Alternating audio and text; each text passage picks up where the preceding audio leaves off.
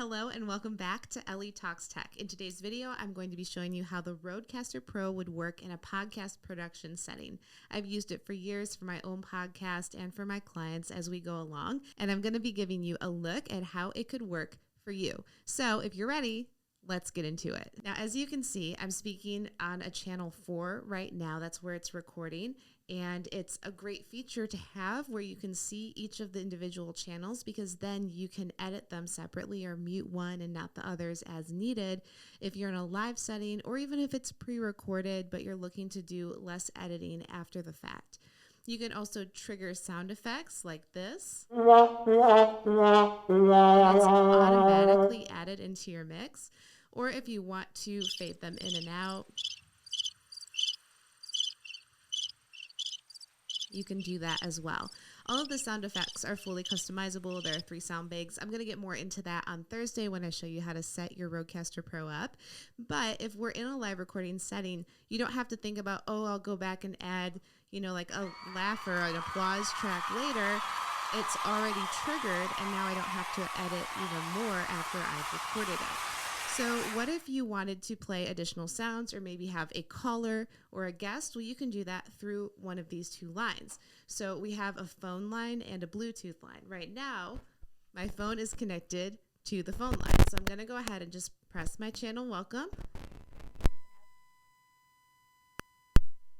You can hear this line is dirty, but you can also hear that it's coming through my phone.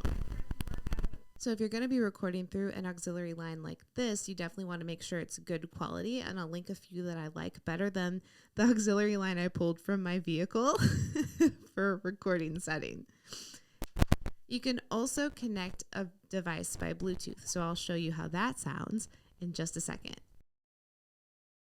So with just 2 taps of a button, you can connect a device with Bluetooth, and then you can play something or even have someone call in to your show using that Bluetooth connection.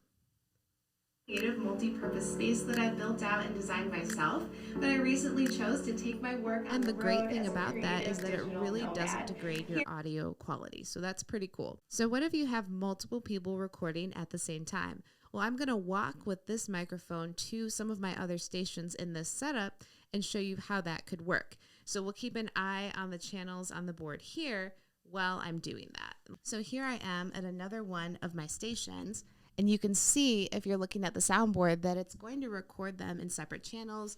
You can record simultaneously into them. You should be seeing signals for both of these, even though I'm not super turned towards it. And you can even trigger those same sound effects. Again, you're working with the 4 XLR channels plus the additional inputs. So with this board, you have a lot of control over not only what's being put into the recording, but who you're allowing to be heard through those mute controls.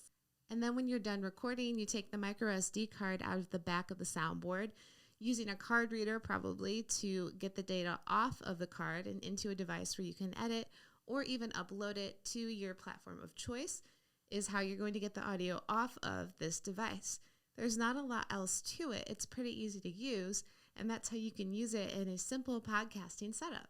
So final thoughts on the Rodecaster Pro. I think it's giving you some really great professional capabilities for a very easy learning curve. You just have to understand how the buttons and the knobs and the dials and the faders work, and then plug things in correctly. There's not much else to it unless you're trying to get a little more technical. And again, I'll get into that on Thursday. But as far as an easy to use interface for recording multiple microphones separately, but still at the same time, so multiple channels simultaneously, this is a good option. It's not cheap, but it's also really affordable as soundboards go. And I think you should probably check it out. There's more than one model of this, but this is the entry-level model to the Rodecaster Pro series, and I'd love to hear what you think about it. If you already have it, let me know how you like it. I've loved using this for years now, and so I would be excited to hear if you're enjoying the same thing, or if you have questions about using it. I've really dug into all of the details of this system, so definitely drop those below. I'll help you out. But if you enjoyed this video, please give me a thumbs up or give it a thumbs down. Engagement is engagement, whatever. Be sure to hit that subscribe button. You can do that right there. And if you're interested in seeing more videos like this, you can go ahead and watch this video. And of course, I'm doing an in-depth look at the system and the hardware of the Rodecaster Pro on Thursday, so at least come back for that. And either way, I hope I'll see you back at Ellie Talks Tech real soon.